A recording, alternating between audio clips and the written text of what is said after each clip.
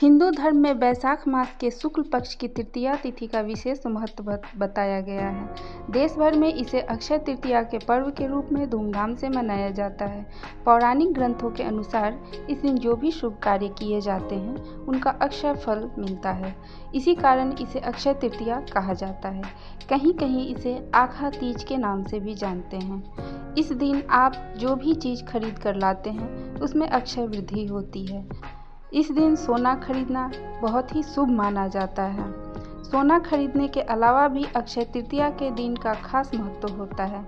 आइए इस बारे में आपको विशेष रूप से विस्तार से बताते हैं। हिंदू धर्म में अक्षय तृतीया को एक अबूझ मुहूर्त के रूप में माना जाता है, जो कि सर्वसिद्ध तिथि के रूप में मान्य है। पौराणिक मान्यताओं के अनुसार विष्णु जी के 6वें अवतार भगवान परशुराम का जन्म भी वैशाख मास की तृतीया को हुआ था।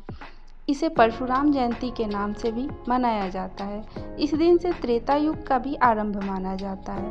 परशुराम जी के अलावा इस दिन ही भगवान विष्णु के नर नारायण अवतार भी अवतरित हुए थे।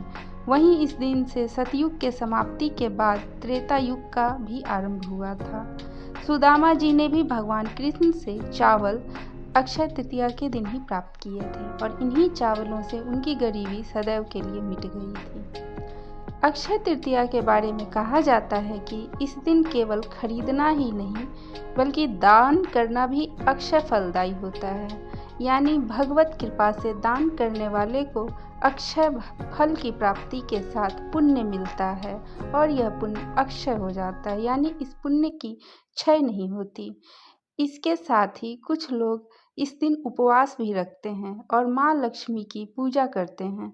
माना जाता है कि इस दिन घर में चावल और मखाने मेवा की खीर बनाकर माँ लक्ष्मी को भोग लगाने से आपके घर में साल भर समृद्धि बनी रहती है।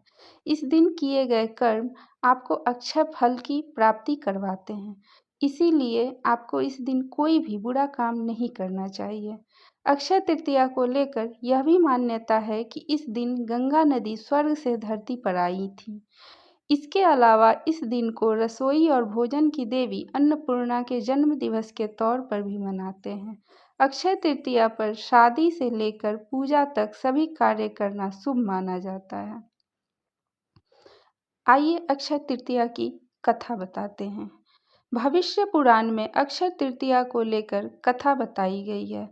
इसके अनुसार प्राचीन काल में धर्मदास नामक एक वैश्य रहता था। वह स्वभाव से बहुत ही दानी और आध्यात्मिक था। एक दिन धर्मदास ने अक्षय तृतीया के बारे में सुना कि वैशाख शुक्ल की तृतीया तिथि को देवताओं का पूजन व ब्राह्मणों को दिया हुआ दान अक्षय हो जाता है।